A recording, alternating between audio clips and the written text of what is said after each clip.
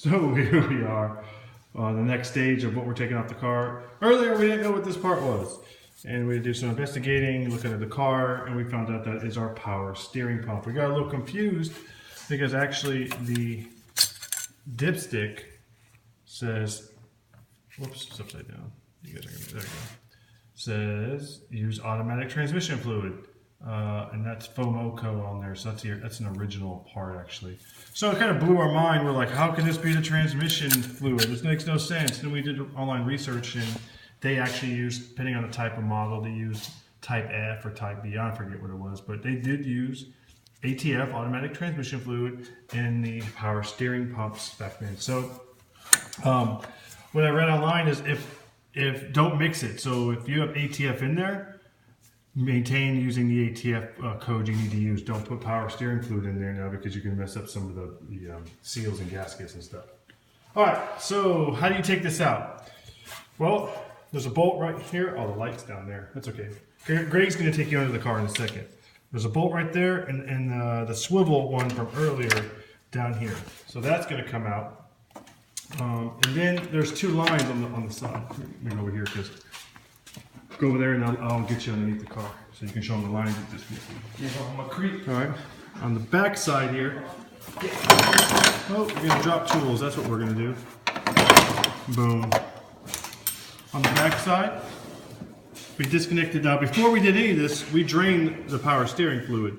I didn't have the luxury of of starting the car, letting it warm up, and then doing it. So we had to do it cold and take a little time with it. So Greg's going to show you underneath the car where he disconnected. Great job, Greg. All right, so underneath here, this is the whole unit where your power steering is going to come in and actually move the wheels. We did some research online and they told us to remove the rubber inlet hose coming from the reservoir. All you got to do is grab ours was a Phillips head, depending on what metal clamp style is on there. You could have flathead or Phillips head. Ours was Phillips. Took it off, popped the cap off, or popped the hose off, and just hold a 5-gallon bucket under it. Let her drain. While the reservoir is draining, you can have whoever's with you. For me, it was Brian. Say hi, Brian. Hi, Brian. Go over and turn the steering wheel. Now move it slow, otherwise if you move it fast like he did, it's going to shoot up like a geyser. So go nice and slow and it'll start to come out of the reservoir, and it'll also come out whatever's residuals in the line. All right, thank you. Thank you, Greg. Excellent. All right, so after completing that, Greg just reattached the hose to that area. And then if you could hand me the lightsaber, please. All right. And then I went ahead and disconnected on the back of the pump. On the back of the pump right here. Look at turtle on his back. All right. Disconnected this from the back. Is this one big bolt? This one? Yeah, go ahead and ratchet it out. Disconnected that, and on the bottom one, again, you can see there's a band clamp there.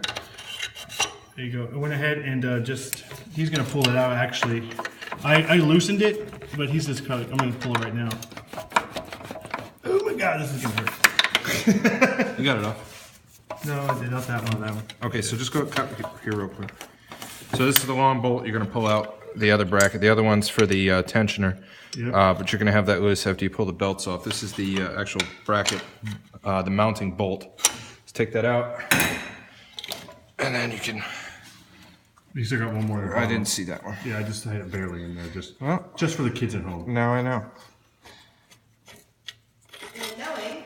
Is half the battle. There we go. Okay. Now that we're there, I can have a little more room. Go ahead, give her a twist. Oh wow.